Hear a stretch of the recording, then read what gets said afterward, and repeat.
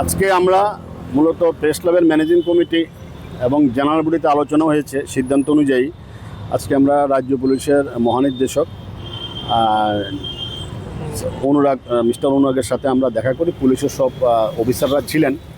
তো আমাদের বিভিন্ন কয়েকটা পয়েন্ট নিয়ে আলোচনা করেছি। মূলত প্রথম পয়েন্ট যেটা ছিল সেটা হলো সাংবাদিকদের নিরাপত্তা এবং বিভিন্ন জায়গার যে আক্রমণ হচ্ছে, আসামিদের যে গ্রেপ্তারের ক্ষেত্রে যে পুলিশের ভূমিকাটা এ নিয়ে বিস্তারিত আলোচনা হয়েছে, যে যাতে কোনো চাপের মুখে না থাকে এবং যাতে সবাইকে গ্রেপ্তার করা হয় এবং আইনের আওতায় এনে সময় মতন চার্জশিট দিয়ে যাতে বিচার করা হয়, এটা ছিল এক নম্বর। তারপর ছিল প্রেস্টিগারের অপব্যবহার, কিভাবে প্রেস্টিগারের অপব্যবহার হচ্ছে এগুলো যাতে ইমিডিয়েট বন্ধ করা হয়।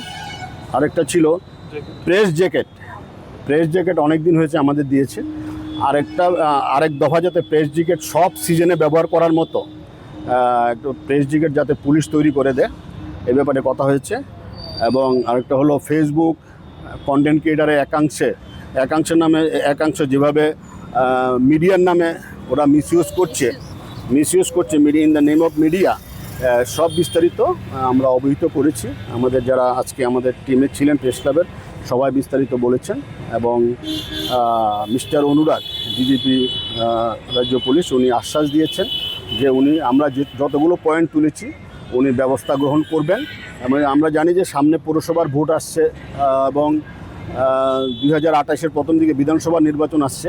সাংবাদিকরা যাতে ফ্রিলি মুভমেন্ট করতে পারে সারা রাজ্যে, ট্রাইবেল বেল্ট, বাঙালি বেল্ট, সব বেল্টে, এই ব্যাপারে যাতে প্রয়োজনীয় ব্যবস্থা গ্রহণ করা হয় এবং একটা সার্কুলার যাতে পুলিশ মহল থেকে দেওয়া হয় সাংবাদিকদের নিরাপত্তার বিষয়গুলো নিয়ে, এর বিস্তারিত আমরা কথা বলেছি এবং উনি মনোযোগ দিয়ে শুনেছেন। উনি বলেছেন যে সাংবাদিকদের নিরাপত্তা যাতে সুনিশ্চিত করা হয়, সুনিশ্চিত থাকে এবং এই বিষয়টি উনি প্রয়োজনীয় পদক্ষেপ গ্রহণ করবেন।